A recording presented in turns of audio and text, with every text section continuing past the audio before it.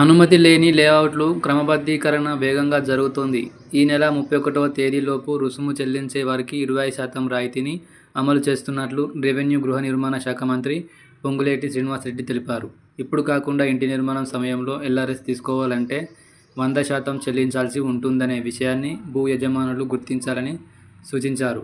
లేఅవుట్లు క్రమబద్ధీకరణ చేయించుకుంటే భవిష్యత్తులో భవన నిర్మాణాలు, రిజిస్ట్రేషన్ల సందర్భంగా సమస్యలుండవు.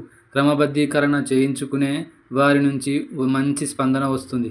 పురపాలక శాఖ ఎల్ఆర్ఎస్ ప్రక్రియను పూర్తి చేస్తుంది. రిజిస్ట్రేషన్ల శాఖకు రుసుము చెల్లించాల్సి ఉంటుంది. ఆన్లైన్ లేదా జిల్లా కలెక్టర్ల నుంచి ఎల్ఆర్ఎస్ సర్టిఫికేట్ పొందవచ్చు. గతంలోని లేఅవుట్లలో 10% రిజిస్ట్రేషన్ పూర్తయితే మిగిలినవి క్రమబద్ధీకరణ అవుతాయి. రాష్ట్రంలో కొన్ని ప్రాంతాలలో భూములు, స్థల బహిరంగ ధర, మార్కెట్ విలువల మధ్య హెచ్చుతగ్గులు ఉన్నాయి. వీటిని సవరిస్తాం. కొత్త రెవెన్యూ చట్టం భూభారతిలోకి వచ్చాక మార్కెట్ విలువ పెంపు ఉంటుంది.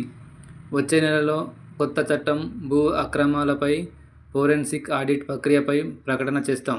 ఎల్ఆర్ఎస్ కాని చోట్ల సబ్ రిజిస్ట్రార్లు అవినీతికి పాల్పడుతూ సస్పెండ్ అవుతున్న పరిస్థితులు చూస్తున్నాం. ఉగాది నుంచి పైలట్ పద్ధతిలో 15 సబ్ రిజిస్టర్ కార్యాలయాల్లో స్లాట్ పద్ధతిలో నమోదు చేసుకొని రిజిస్ట్రేషన్కు వచ్చేలా సేవలు అందుబాటులోకి తేనున్నాం.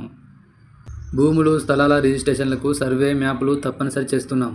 దీనివల్ల క్రమేపీ ప్రతి భూమి సర్వే పూర్తవుతుంది. రిజిస్ట్రేషన్కు రాని వాళ్ళు భూమిని లేదా స్థలాన్ని సర్వే చేయించుకోవాలనుకుంటే ప్రభుత్వం సహకరిస్తుంది.